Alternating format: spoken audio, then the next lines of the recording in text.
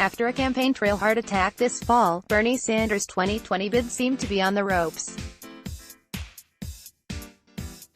Sanders had been losing steam even before his medical emergency, but with questions about his health alongside long-standing concerns over electability, the senator's White House prospects were suddenly in doubt. Remarkably, Sanders not only pulled through, but his campaign has thrived in the months since. In polls, Sanders has leapfrogged over Elizabeth Warren, who at one time outstripped him, and currently sits second to Joe Biden in national polls.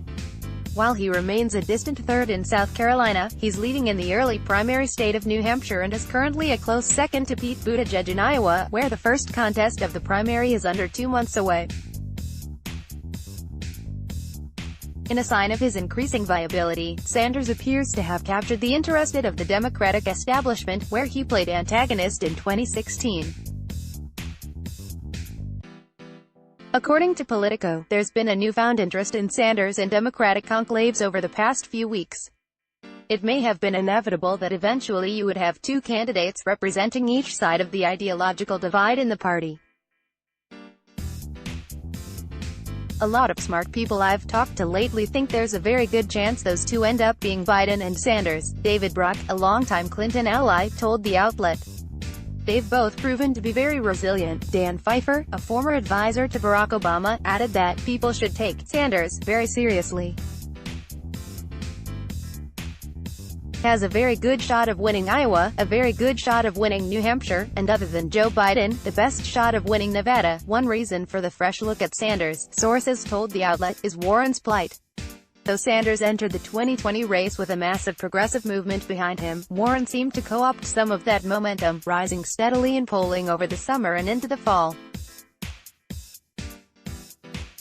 As Sanders has risen, however, Warren has faltered. Her tiff with Pete Buttigieg in the most recent Democratic debate netted out more or less evenly, and on Friday CNBC reported that her Q4 fundraising had slowed significantly. She finished Q3 with $24.6 million per her campaign. In Q4, which ends in 4 days, she's brought in $17 million. That's coincided with a slip in the polls. Where she was once on par with Biden, even outpacing him in some polling, she's now well behind him once again.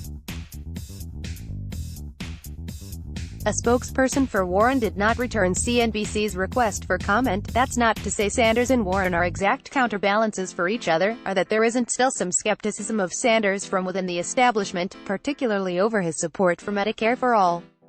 Still, serious consideration from party insiders, and a whittling of options, could cement Sanders as the progressive counterweight to Biden.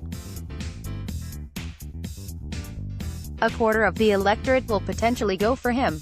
Ex-Buttigieg campaign staffer Michael Sarasso, who worked for Sanders in 2016, told Politico.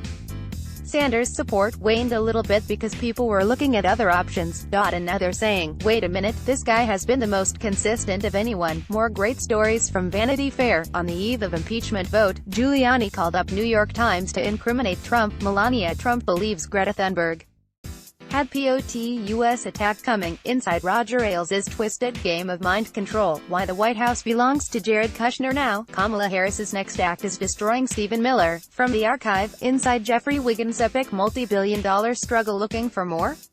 Sign up for our daily Hive newsletter and never miss a story. Let's block ads. Why?